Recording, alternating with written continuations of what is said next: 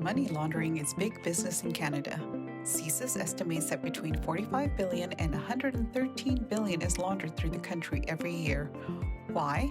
Some analysts say part of the reason for the big numbers is due to Canada's anti-money laundering laws compared with other Western nations. But that's changing.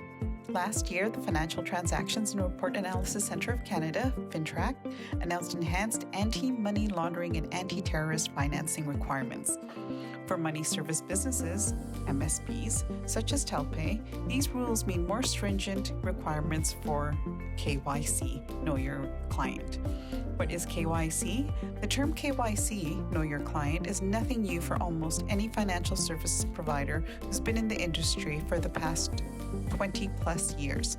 Refers to the process where governments require providers, such as MSBs, gather identifying information about customers wanting to open accounts. KYC requires MSBs to collect, verify, and validate the identity of owners, authorized primary users, and signing officers who will be utilizing its service.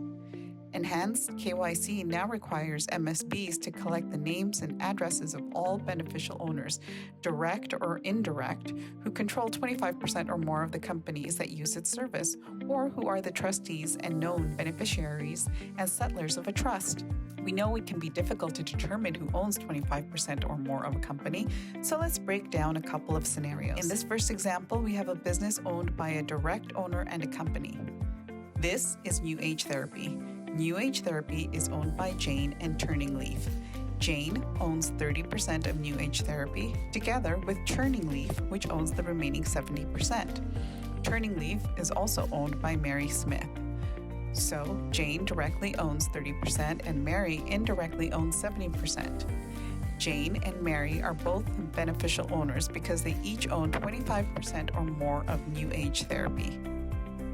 Here is a more complex structure that involves multi-level direct and indirect ownership. This is Coco's Beans. Coco's Beans is owned by Gunther, together with Strong Brew and Cups and Lids. Gunther owns 70% of Coco's Beans.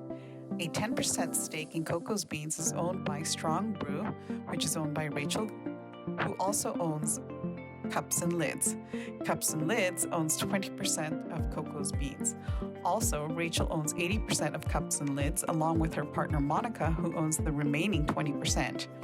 How do you determine the beneficial owners who own 25% or more of Coco's Beans? Let's start with Gunther. With his 70% shares, it's simple. He owns more than 25% of Coco's Beans. Now, there's Monica. Since Monica owns less than 25% of Cups and Lids, she doesn't have any shares of Coco's Beans. Then there's Rachel. Rachel owns 100% of Strong Brew and 80% shares of Cups and Lids. When you combine Rachel's shares of Cups and Lids and Strong Brew, it gives her 26% indirect ownership of Coco's Beans. In Coco's Beans example, the beneficial owners are Gunther, a direct owner, and Rachel, an indirect owner. These two owners need to be verified and validated as beneficial owners as required by FINTRAC. It is important to remember that by complying with these enhanced KYC disclosure rules, we're all playing part in improving the integrity of Canada's financial system.